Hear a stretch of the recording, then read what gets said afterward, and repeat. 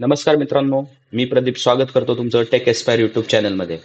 तर काल जो आपण व्हिडिओ अपलोड केला होता त्याच्यात आपण सांगितलं होतं आपण रिव्हिजन सिरीज लॉन्च करतोय. तर त्या रिव्हिजन सिरीजमधला हा आजचा पहिला टास्क असणारा व्हिडिओ आहे. तर ठीक आहे. तर आपण पाहूया, आपण फिजिक्ससाठी आज रोटेशनल डायनॅमिक्स हा चॅप्टर चूज केलेला आहे आणि या चॅप्टरची तुम्हाला स्टडी करायची आहे. तर MHT CET साठी याचं जर वेटेज पाहिलं आपण, तर 4 मार्क्सचं याचं MHT CET साठी वेटेज आहे. तर खूप इम्पॉर्टंट हा असणार टॉपिक असणार आहे. तर ठीक आहे, या चॅप्टरचे आपण कंटेंट पाहूयात. तर रोटेशनल डायनॅमिक्स, तर याच्यामध्ये आपल्याला सर्वात पहिले आहे सर्क्युलर मोशन, त्याच्यानंतर रोटेशनल डायनॅमिक्स. आता सर्क्युलर मोशनमध्ये काय आहे, डेफिनेशन आणि टाईप्स, त्याच्यानंतर रोटेशन रिव्हॉल्युशन, त्याच्यानंतर कॅरेक्टरिस्टिक्स ऑफ सर्क्युलर मोशन, त्याच्यानंतर कायनेमॅटिक्स ऑफ सर्क्युलर मोशन आणि uniform versus non uniform circular motion. तर याच्यामधून डायरेक्ट थिअरी तुम्हाला क्वेश्चन येऊ शकतात MHT CET साठी. त्याच्यानंतर रोटेशनल डायनॅमिक्समध्ये जर आपण पाहिलं तर सेंट्रिपिटल फोर्स आणि सेंट्रिफ्युगल फोर्स. तर हा एक थिअरी टॉपिक आहे, हा एक कन्सेप्च्युअल टॉपिक आहे, समजण्यास सोपा आहे. त्याच्यानंतर रिअल आणि सुडो फोर्सेस म्हणजे काय असतं, आणि त्याच्यानंतर एक्झाम्पल्स त्याच्यात एक्सप्लेन केले, जसं फॅनचं एक्झाम्पल असेल किंवा मेरी गो राऊंडचं एक्झाम्पल असेल. तर अशा प्रकारे हा आपला टॉपिक आहे, सर्क्युलर मोशन आणि रोटेशनल डायनॅमिक्स. तर ठीक आहे, याच्यानंतर या चॅप्टर्समध्ये अजून काय काय आहे, तर application of uniform circular motion. तर युनिफॉर्म सर्क्युलर मोशनचे ॲप्लिकेशन काय आहेत, तर vehicle on horizontal circular track, त्याच्यानंतर वेल ऑफ डेथ म्हणजेच त्याला आपण म्हणतो मौत का कुवा, त्याच्यानंतर व्हेकल ऑन बँक रोड, ज्या साईडनं आपण पाहतो ज्यावेळेस टर्न असतो, समजा हायवेज असतील आणि हायवेजला एखादा शार्प जर टर्न असला, तर जी टर्निंग आपलं जी साईड असते, एक साईड जी हायवेची असते ती उंच असते थोडी आणि एक अशी साईडला असते, जेणेकरून आपली गाडी स्किड होऊ नये त्याच्यासाठी ते केलं जातं. पण ते का केलं जातं, मग भरपूर आहे त्याच्यात. अँगल ऑफ बँकिंग हे आपण याच्यात पाहणार आहे. नंतर कोनिकल पेंड्युलम झाला आपला. कोनिकल पेंडुलम म्हणजे जो पेंडुलम आईस्क्रीमच्या कोनच्या शेपमध्ये रिव्हॉल्व करतो त्याला म्हणायचं कोनिकल पेंडुलम. दोन टाईपचे असते, आपलं एक सिम्पल पेंडुलम आणि दुसरा असतो कोनिकल पेंडुलम. त्याच्यानंतर पाहणार आहे व्हर्टिकल सर्क्युलर मोशन. ह्या सर्व जे मी तुम्हाला टॉपिक सांगतोय याचा तुम्हाला आज अभ्यास करायचा आहे पूर्ण, म्हणजे परफेक्ट MHT CET साठी प्रिपेअर करायचं आहे. पुढचं काय आहे, तर व्हर्टिकल सर्क्युलर मोशन. तर व्हर्टिकल सर्क्युलर मोशनमध्ये जर पाहिलं तर कंट्रोल, त्याच्यानंतर ग्रॅव्हिटी ड्रिव्हन मोशन म्हणजे काय असतंय, केस स्टडीज दिलेले आहेत. केस स्टडीज म्हणजे काय, stone tied to a string. त्याच्यानंतर जर पाहिलं तर speed condition of various position, top bottom आणि साईड. ठीक आहे, व्हर्टिकल सर्क्युलर मोशन, त्याच्यानंतर application of uniform circular motion. Okay. नंतर रोटेशनल डायनॅमिक्समधला खूप इम्पॉर्टंट असा टॉपिक म्हणजे मुवमेंट ऑफ इनर्शिया. याच्यावर 100 आणि 101% न्यूमेरिकल्स येतं. ओके, मुवमेंट ऑफ इनर्शियासाठी. तर आता पाहणार आहे आपण याचं सर्वात पहिले डेफिनेशन आणि सिग्निफिकन्स म्हणजे काय असतंय. ओके. नंतर movement of inertia of uniform ring, त्याच्यानंतर uniform disc, radius of gyration. त्याच्यानंतर याच्यात दोन थिअरम्स आहेत, एक पॅरलल ॲक्सिस थिअरम आहे आणि एक परपेंडिक्युलर ॲक्सिस थिअरम आहे. ओके. तर मुवमेंट ऑफ इनर्शिया हा तुम्हाला जो टॉपिक आहे तो पूर्णपणे करायचा म्हणजे करायचा आहेच, याच्यावर 100% क्वेश्चन येतातच. त्याच्यानंतर अँग्युलर मोमेंटम. तर अँग्युलर मोमेंटममध्ये तुम्ही पाहू शकता हे जे पॉईंट्स आहेत आणि महत्त्वाचे पॉईंट्स आहेत, तर हे तुम्हाला करायचे आहेत. ओके. त्याच्यानंतर याचे जे एक्झाम्पल्स आहेत अँग्युलर मोमेंटमचे कोणते, त्याच्यानंतर बॅलेट झालं, त्याच्यानंतर आईस ट्रॅकिंग झालं, डायव्हिंग झालं. तर हे काय आहेत, अँग्युलर मोमेंटमचे एक्झाम्पल्स आहेत. आता मुवमेंट ऑफ एनर्शिया आणि अँग्युलर मोमेंटम, ठीक आहे, अँग्युलर मोमेंटम थोडं दूर ठेवूया, पण मुवमेंट ऑफ एनर्शिया जो आहे याच्यावर न्यूमेरिकल पडतं, ते करायचं आहे. आणि याचे थेअरी जो पार्ट आहे याची डेफिनेशन असेल, त्याच्यानंतर भरपूर गोष्टी युनिट्स असतील, एक्झाम्पल असतील, रेडियस ऑफ गायरेशनची डेफिनेशन असेल, तर ह्या तुम्हाला माहिती पाहिजे. ओके. त्याच्यानंतर रोटेशनल डायनॅमिक्समध्ये आपण जर नेक्स्ट टॉपिक पाहिला तर rolling motion. Okay, rolling motion हा याच्यातला आय थिंक लास्ट टॉपिक आहे. तर रोलिंग मोशन म्हणजे काय असतंय, प्युअर रोलिंग मोशन, त्याच्यानंतर combination of rotation plus translation. म्हणजे कसं, रोलिंग मोशन म्हणजे काय असतंय, combination of rotation plus translation. Okay. त्याच्यानंतर kinetic energy in rolling motion, त्याच्यानंतर condition for pure rolling, rolling on incline plane. तर ह्या ज्या गोष्टी आहेत त्या रोलिंग मोशनमध्ये आहेत.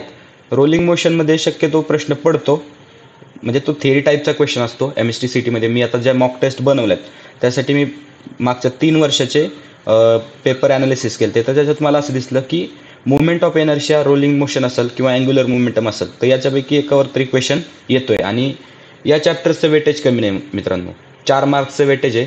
तर त्यासाठी आपल्याला हा चॅप्टर परफेक्ट करायचा आहे. ओके, तर नेक्स्ट आता केमिस्ट्रीसाठी आपला पहिलाच चॅप्टर जो की आहे सॉलिड स्टेट, बरोबर. याचं वेटेज आहे 3 मार्क्सचं. तर सॉलिड स्टेट हा जो चॅप्टर आहे तो एक अतिशय सोपा चॅप्टर आहे. तर त्याच्यात काय काय तर पाहू शकता तुम्ही, एवढे सारे टॉपिक्स त्याच्यात आहेत. सॉलिड स्टेटचे बेसिक्स असतील, त्याच्यानंतर टाईप्स ऑफ सॉलिड आहे, त्याच्यात येतं crystalline solid, amorphous solid. Okay, त्याच्यानंतर आयसोमॉर्फिझम आणि पॉलिमॉर्फिझम म्हणजे काय, तर इथं डेफिनेशन मी दिलेले आहेत. आयसोमॉर्फिझम म्हणजे काय आणि पॉलिमॉर्फिझम म्हणजे काय. त्याच्यानंतर ॲलोट्रॉपी म्हणजे काय, कार्बनची ॲलोट्रॉपी कशी असते. तर हे सर्व हे एक तुम्हाला शॉर्ट नोट्स ठरवू शकतात तुमच्या लास्ट टाईम प्रिपरेशनसाठी. पण सध्या तर तुम्ही टेक्स्ट बुक असेल किंवा तुम्ही ज्या काही फॉर्मॅटमधून अभ्यास करत असाल, क्लासेसच्या नोट्स असतील, तर त्याच्यामधून हे मी जेवढे देतोय टॉपिक त्याचा पूर्ण अभ्यास करायचा म्हणजे करायचाच. ओके, त्याच्यानंतर क्लासिफिकेशन ऑफ क्रिस्टलाइन सॉलिड, जे क्रिस्टलाइन सॉलिड्स असतात त्याचे क्लासिफिकेशन दिलेलं इथं. आयोनिक सॉलिड, त्याच्यानंतर मॉलिक्युलर सॉलिड, मेटॅलिक सॉलिड, त्याच्यानंतर कोव्हॅलंट नेटवर्क सॉलिड. तर ठीक आहे, या सर्वांचा अभ्यास करायचा आहे. पुढे एक क्रिस्टलाइन स्ट्रक्चर कन्सेप्ट्स, त्याच्यानंतर क्रिस्टलाइन सिस्टम आणि ब्रॅव्हरिज लॅक्टिसेस. ओके, तर या सर्व गोष्टींचा अभ्यास करायचा आहे. तर याच्या पुढे पण अजून एक स्लाइड आहे. तर cubic unit cell type, unit सेलचे जे टाईप आहेत, cubic unit cell type, simple cubic, body centred cubic, face centred cubic. त्याच्यानंतर याच्यामध्ये कॅल्क्युलेशन आहेत, आपल्याला डेन्सिटीचा फॉर्म्युला आहे आणि हा डेन्सिटीचा फॉर्म्युला तुम्हाला तुमच्या फॉर्म्युला शीटमध्ये लिहायचा आहे. म्हणजे सर्वात प्रथम काय करायचं, एक फॉर्म्युला शीट तयार करायची. फिजिक्स असेल, केमिस्ट्री असेल, मॅथमॅटिक्स असेल, तिन्हींसाठी सेपरेट फॉर्म्युला शीट तयार करायच्या आणि जेवढे काय फॉर्म्युले असतील, ठीक आहे, एखादं न्यूमेरिकल जरी इम्पॉर्टंट नसलं तर त्याचा फॉर्म्युला आपल्याला माहिती असणं गरजेचं आहे. समजा बाय चान्स जर एक्झाममध्ये आला तर फॉर्म्युला आपल्याला महत्त्वाचा गरजेचा आहे. आणि जे जास्त करून सीईटीमध्ये फॉर्म्युला बेस्ड क्वेश्चनच जास्त येतात. ओके, जास्त काय टप सीईटीमध्ये क्वेश्चन्स येत नाहीत न्यूमेरिकल्स टाईपचे, फॉर्म्युला बेस्ड क्वेश्चनच येतात. ओके, त्याच्यानंतर packing, close packing in solids आहे. त्याच्यानंतर पॅकिंग इफिशियन्सी जर आपण पाहिलं, ही इफिशियन्सी नोट डाऊन करून ठेवायची किंवा लक्षात ठेवायची. सिम्पल क्युबिकची किती आहे, बॉडी सेंटर्ड क्युबिकची किती आहे, फेस सेंटर्ड क्युबिकची किती आहे, बरोबर. याच्यावर क्वेश्चन येत आहे. म्हणजे एक MCQ पडतो की त्याच्यात याच्यामधल्या इफिशियन्सीज विचारले जातात. ओके, त्याच्यानंतर पुढचं एक क्रिस्टल डिफेक्ट्स महत्त्वाचे येतं. पॉईंट डिफेक्ट, त्याच्यानंतर इम्प्युरिटी डिफेक्ट, त्याच्यानंतर नॉन स्टायशोमेट्रिक डिफेक्ट्स म्हणजे काय. तर ह्या गोष्टी तुम्हाला माहिती असणं गरजेचं आहे. म्हणजे वॅकन्सी डिफेक्ट, ठीक आहे, हा एक थेरी पार्ट आहे आणि थेरी पार्टमध्ये तुम्ही आता ॲक्च्युअल सांगू शकत नाही कोणत्या याच्यावर क्वेश्चन येणार आहेत, पण याच्यावर कोणत्याही पॉईंटवर क्वेश्चन येऊ शकतात. ओके, जास्त करून पॉईंट डिफेक्ट किंवा इम्प्युरिटी डिफेक्ट्सवर विचारले जाऊ शकतात. त्याच्यानंतर याचे एक्झाम्पल्स असतात. म्हणजे याच्या मेटल असेल किंवा हे असेल तर त्याच्यामध्ये कोणता डिफेक्ट येतो हे तुम्हाला विचारलं जाऊ शकतं. ओके, नंतर जर पाहिलं तर इलेक्ट्रिकल प्रॉपर्टीज आहेत. त्याच्यानंतर सेमीकंडक्टर्स, इन्स्ट्रेन्सिक आणि एक्सट्रेन्सिक प्रॉपर्टीज सेमीकंडक्टरच्या आपल्याला माहिती आहे. एन टाईप आणि पी टाईप सेमीकंडक्टर असतं, बरोबर.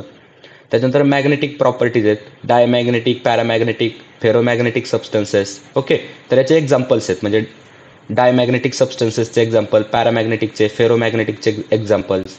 तर हे एक्झाम्पल लक्षात ठेवायचे. ओके, तर सीईटीमध्ये जास्त करून एक्झाम्पल्स, त्याच्यानंतर फॉर्म्युला बेस्ड न्यूमेरिकल्स यांसारख्या गोष्टीवरच क्वेश्चन पडतं.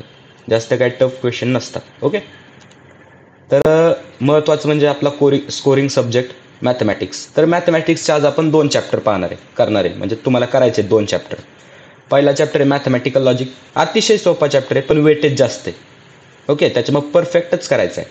दुसरा आहे मॅट्रायसेस थोडासा म्हणजे मॅथमॅटिकल लॉजिकपेक्षा ॲडव्हान्स आहे, पण एवढं पण काही नाही. त्याच्यामध्ये पण एक सिम्पल पॉईंट्स आहेत. मॅथमॅटिकल लॉजिकमध्ये तर खूप सिम्पल पॉईंट्स आहेत. म्हणजे मी जे आत्ता तुम्हाला नोट्स देईल म्हणजे या स्लाईडवर असणार आहे त्याच्यातच तुमचं मॅथमॅटिकल लॉजिक कंप्लीट होऊ शकतंय.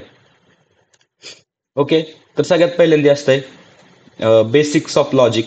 स्टेटमेंट म्हणजे काय, ट्रूथ व्हॅल्यूज म्हणजे काय, ट्रू आणि फॉल्स. ओके, त्याच्यानंतर ओपन सेंटेन्सेस कोणते असतात. ओके, त्यानंतर लॉजिकल कनेक्टिव्हिटीज जर पाहिल्या, कंजक्शन, डिसजंक्शन, इम्प्लिकेशन, त्याच्यानंतर बाय कंडिशनल, त्याच्यानंतर निगेशन असतंय. तर हे जे काय वर्क करते म्हणजे समजा अँड असेल तर अँड काय करतं, ज्यावेळेस दोन्ही स्टेटमेंट ट्रू असतील तर त्याच वेळेस ते आउटपुटमध्ये ट्रू देतं. तर हे अँड कनेक्टिव्हिटी आहे. अशाच प्रकारे यांचे सगळ्यांचे ट्रूथ टेबल तुमच्या लक्षात ठेवले गेले पाहिजेत. ओके. त्याच्यानंतर कंपाऊंड स्टेटमेंट्स असते, म्हणजे मिक्स ऑफ स्टेटमेंट. ओके. नंतर ते सिम्बॉलिकली कसे रिप्रेझेंट करायचे याच्यावर काय आय थिंक काय जास्त येणार नाही, पण नंतर जर आपण पाहिलं तर लॉजिकल इक्विव्हॅलन्स आणि पॅटर्न्स. तर CETमध्ये क्वेश्चनचा टाईप असतो की दोन स्टेटमेंट इक्विव्हॅलंट आहेत की नाही, किंवा फॉलोइंगमध्ये कोणते स्टेटमेंट इक्विव्हॅलंट आहे. तर त्यासाठी आपल्याला शॉर्ट ट्रिक्स पण आहेत.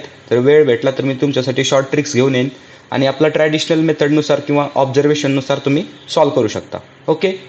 तर टॉटॉलॉजी असेल, कॉन्ट्राडिक्शन असेल, कंटिंजन्सी असेल, तर या प्रकारचं तुम्ही स्टडी करायचं आहे. टॉटॉलॉजी, कॉन्ट्राडिक्शन, कंटिंजन्सी याच्यामध्ये हे महत्त्वाचा टॉपिक आहे आणि सिम्पल पण आहे. तुम्हाला याच्यात काही प्रॉब्लेम येणार नाही. ओके. नंतर quantifiers, universal quantifiers, existential quantifiers, existential quantifiers. तर या क्वांटिफायर्सचे सिम्बॉल असतील किंवा हे कधी यूज करायचं हे आपल्याला माहिती असणं गरजेचं आहे. त्याच्यानंतर याच्यामध्ये जास्त करून समजा जर क्वेश्चन येत असतील तर ते डी मॉर्गन्स लॉवर येतात. तर इथं आपण पाहू शकता डी मॉर्गन्स लॉचे 2 स्टेटमेंट आहेत. तर हे स्टेटमेंट आणि यांचा यूज काय होतो तर हे तुम्हाला माहिती असणं गरजेचं आहे. ओके. त्याच्यानंतर जर आपण पाहिलं तर कॉन्व्हर्स, इनव्हर्स आणि कॉन्ट्रापॉझिटिव्ह. इथं डायरेक्ट डेफिनेशन तुम्हाला प्रोव्हाइड केलेलं आहे, कॉन्व्हर्स, इनव्हर्स आणि कॉन्ट्रापॉझिटिव्ह. तर या प्रकारे आपण कोणत्याही स्टेटमेंटचा कॉन्व्हर्स, इनव्हर्स आणि कॉन्ट्रापॉझिटिव्ह काढू शकतो. ठीक आहे. नंतर स्विचिंग सर्किट्स. स्विचिंग सर्किट हे डिजिटल इलेक्ट्रॉनिक्सचा पार्ट आहे. तो इथं तुम्हाला फक्त इंट्रोडक्शन आहे. त्याच्यानंतर ज्यावेळेस तुम्ही समजा इंजिनिअरिंगला आले, कॉम्प्युटर इंजिनिअरिंगला आले, तर सेकंड इयरला सब्जेक्ट असतो digital electronics and logic design. तर त्याच्यामध्ये तुम्हाला याचा यूज होतो. ओके. स्विचिंग सर्किट्स तुम्हाला पाहिजे. त्याच्यानंतर अल्जेब्रा ऑफ स्टेटमेंट, लॉज आहेत खूप, commutative law, assertive law, distributive law. हे जे लॉज आहेत तुम्हाला या लॉ याची डेफिनेशन पाठच पाहिजे. आणि ज्यावेळेस तुम्ही अल्जेब्रा सॉल्व करणार स्टेटमेंटचा, एखादं स्टेटमेंट सिम्प्लिफाय करणार, तर त्यावेळेस तुम्हाला हे यूज करता आले पाहिजेत. तर अशा प्रकारे जर आपण पाहिलं की बाबा हा मॅथमॅटिकल लॉजिक चॅप्टर आपला कव्हर होत आहे. तर ठीक आहे. त्याच्यानंतर आपला पुढचा चॅप्टर आहे मॅट्रायसेस. तर मॅट्रायसेसमध्ये इलेमेंटरी ट्रान्सफॉर्मेशन, म्हणजे रो आणि कॉलम ऑपरेशन्स याच्यात असणार. Row interchange, column interchange, row transformation आणि कॉलम ट्रान्सफॉर्मेशन. याच्यावर क्वेश्चन्स म्हणजे डायरेक्ट क्वेश्चन याच्यावर येत नाही, पण ज्यावेळेस आपल्याला इनव्हर्स फाइंड करायचा असतो, ज्यावेळेस आपल्याला पुढचे ऑपरेशन्स करायचे असतात, ज्यावेळेस आपल्याला मॅट्रिक्सला कन्वर्ट करायचं असतं, तर त्यावेळेस या रो आणि कॉलम ट्रान्सफॉर्मेशनचा उपयोग खूप होतो. बरोबर. त्याच्यानंतर दुसरा आहे इनव्हर्स ऑफ मॅट्रिक्स. तर मॅट्रिक्सच्या इनव्हर्सच्या शॉर्ट ट्रिक्स आहेत, त्या जर वेळ मिळाला तर नक्कीच तुमच्यासोबत शेअर करेल. पण ठीक आहे, जर मी नाही शेअर केल्या तर तुम्ही इतर यूट्यूब चॅनल्सवरून त्या रेफर करू शकता. तर इनव्हर्स ऑफ मॅट्रिक्स आहे 2x2 मॅट्रिक्स किंवा 3x3 मॅट्रिक्स असेल तर यांचा इनव्हर्स तुम्हाला विचारला जाऊ शकतो. त्याच्यानंतर इनव्हर्स एक्झिस्ट करण्यासाठी कोणत्या कंडिशन असतात. ओके. तर त्या इनव्हर्स एक्झिस्ट करण्यासाठी कोणत्या कंडिशन असतात ते तुम्हाला माहिती असणं गरजेचं आहे. मुलं काय करता, मॅट्रिक्स दिली आहे, ओके, इनव्हर्स विचारला आहे. तर इनव्हर्स जर विचारला आहे, ठीक आहे, 2-3 त्यांनी ऑप्शन दिलेले असते, तर ऑप्शन असतोय इनव्हर्स डझंट एक्झिस्ट. मुलं डायरेक्ट इनव्हर्स एक्झिस्ट आहे की नाही हे चेक करण्या अगोदर त्याचा इनव्हर्स सॉल्व करायला घेतात. मग जेणेकरून काय होतं, आपला टाईम वेस्ट होतो. नंतर आपल्याला समजतं की याचा इनव्हर्सच एक्झिस्ट करत नाही, पण आपला टाईम वेस्ट होतो की नाही. परीक्षेमध्ये आपल्याला टाईम खूप इम्पॉर्टंट आहे. त्याच्यानंतर मेथड्स आहे इनव्हर्स फाइंड करण्याच्या, इलेमेंटरी रो आणि कॉलम ट्रान्सफॉर्मेशन मेथड. त्याच्यानंतर ॲडजॉईंट मेथड आहे. ओके. त्याच्यानंतर पाहू शकता मायनर्स, को फॅक्टर, ॲडजॉईंट कसा कॅल्क्युलेट करायचा, ठीक आहे, त्यात तुम्हाला याच्यामध्ये करावं लागणार आहे. त्याच्यानंतर प्रॉपर्टीज इथं दिलेल्या आहेत तुम्हाला. त्याच्यानंतर application of matrices. Application of matrices काय आहेत, तर इथं एक ॲप्लिकेशन दिलं की लिनियर जे इक्वेशन्स असतात ते सॉल्व करण्यासाठी मॅट्रायसेस यूज होतात. मग त्याच्यामध्ये जर पाहिलं तर आपल्याला मॅट्रायसेस अप्पर ट्रायंग्युलर मॅट्रायसेसमध्ये किंवा लोअर ट्रायंग्युलर मॅट्रायसेसमध्ये कन्वर्ट करावं लागते. तर त्याच्यासाठी आपल्याला इलेमेंटरी रो आणि कॉलम ट्रान्सफॉर्मेशन यूज करावं लागू शकतं. बरोबर.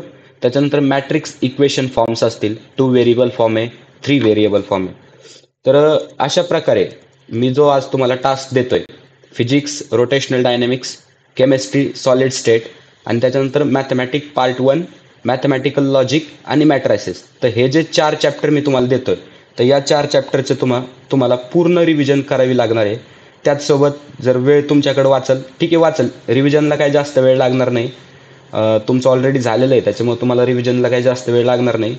पण जर वाचलाच वेळ तर याचे PYQs सॉल्व करा. आणि मी तर सांगेल एक फॉर्म्युला शीट तयार करा चॅप्टर वाईज, की ज्याच्यामध्ये प्रत्येकाचे फॉर्म्युले किंवा थोड्याशा इम्पॉर्टंट नोट्स, एखादा की पॉईंट असेल तर तो आपण नोट डाऊन करू शकतो, जेणेकरून पेपरच्या अगोदर आपल्याला ते एकदा नजरेखालून घालता येतं, जेणेकरून आपल्या ते लक्षातून जात नाही. ओके. तर अजून एक टास्क म्हणजे ज्या विद्यार्थ्यांनी आपली मॉक टेस्ट घेतली आहे तर त्यांच्यासाठी टास्क आहे की आज फर्स्ट मॉक टेस्ट तुम्ही सॉल्व करायची. ओके. मॉक टेस्ट सॉल्व करत असताना टाइमपासमध्ये मॉक टेस्ट सॉल्व करायची नाही, तर तुम्हाला एका निवांत जागी बसायचं आहे. त्याच्यानंतर चीटिंग करायची नाही आहे. चीटिंग करून तुम्ही काय करणार, ठीक आहे मॉक टेस्टमध्ये स्कोअर तुम्ही आणणार चीटिंग करून, पण एक्झाममध्ये काय आहे तर चीटिंग करायची नाही. ठीक आहे, तुम्ही फॉर्म्युला शीट असेल तुमच्याकडं किंवा थोडासा रेफरन्स घेऊ शकता, पण जे सॉल्व करायचं आहे न्यूमेरिकल ते तुम्हाला तुमच्या स्वतःच्या मनाने करावं लागेल. ओके. तर काही विद्यार्थ्यांनी मॉक टेस्ट 1 सबमिट केलेलं आहे, म्हणजे ज्यांनी घेतल्या होत्या, पण सध्या काही इनरोल करतायत अजून पण तर त्यांच्यासाठी सांगतो की आज मॉक टेस्ट 1 द्या. इथून पुढे आपलं 10 दिवस राहिले, ओके आजचा धरून, तर 10 दिवशी 10 मॉक टेस्ट आपल्याला कंप्लीट करायचे आहेत, प्रत्येक दिवशी एक मॉक टेस्ट. तर ओके. आणि ज्यांनी मॉक टेस्ट अजून घेतलेली नाही तर त्यांना सांगतो की आपल्या व्हिडिओच्या डिस्क्रिप्शनमध्ये मॉक टेस्ट एनरोलमेंट फॉर्मची लिंक आहे, तिथून किंवा आपले पिन कमेंट असेल तर तिथून तुम्ही इनरोल करू शकता. त्याच्यानंतर तुम्हाला तुमचा ID आणि पासवर्ड शेअर केला जाईल विथ मॉक टेस्ट लिंक आणि तुम्ही मॉक टेस्ट देऊ शकता. तर धन्यवाद. तर जोपर्यंत माझा उद्याचा व्हिडिओ येत नाही तोपर्यंत तुमच्याकडे वेळ आहे. Rotational dynamics, solid state, matrices आणि मॅथमॅटिकल लॉजिक, तर हे चॅप्टर्स क्लिअर झालेच पाहिजे विद्यार्थ्यांनो. ठीक आहे, एका दिवसात 4 चॅप्टर रिवाईज करणं हा काही एक मोठा टास्क नाही आणि छोटा पण टास्क नाही आहे. तुम्हाला अभ्यास करावा लागणार आहे. एक तुम्ही 8 ते 9 तास तुमच्या जर CETसाठी दिले आत्ता तर नक्कीच तुम्हाला त्याचा भविष्यात फायदा होणार आहे. ज्यावेळेस तुम्ही एखाद्या चांगल्या इंजिनिअरिंग कॉलेजला जाल त्यावेळेस तुम्हाला कळेल की बाबा आपण तो जो अभ्यास केला त्याचा आपल्याला फायदा झालेला आहे. आणि समजा यावेळेस जर तुम्ही अभ्यास केला नाही आणि एखाद्या टायर 3च्या इंजिनिअरिंग कॉलेजला तुम्ही जर गेले तर नंतर ज्यावेळेस तुम्हाला प्लेसमेंटसाठी आडवं येईल, भरपूर साऱ्या गोष्टी असतात, एक्स्ट्रा करिक्युलर ॲक्टिव्हिटीज करायला मिळणार नाही, नंतर इंजिनिअरिंग कंप्लीट होईल पण कंप्लीट झाल्यानंतर काय करू, जॉब मिळणार नाही, हे मिळणार नाही, ते मिळणार नाही. तर त्याच्यासाठी सांगतोय आत्तापासूनच अभ्यास करा, तुमचा भविष्यात त्याच्याने नक्की फायदा होईल. आणि हे जे मी आज टास्क दिला आहे तर तो टास्क आज तुम्हाला कंप्लीट करायचा आहे. उद्यापर्यंत जोपर्यंत व्हिडिओ येत नाही पुढचा टास्कचा तर तोपर्यंत तुम्हाला हा टास्क कंप्लीट करायचा आहे. तर ठीक आहे. तर ज्यांनी अजून पण आपल्या यूट्यूब चॅनलला फॉलो केलं नाही, सबस्क्राईब केलं नाही, तर त्यांनी प्लीज आपल्या टेक एस्पायर यूट्यूब चॅनलला सबस्क्राईब करून घ्यावे. ठीक आहे, धन्यवाद.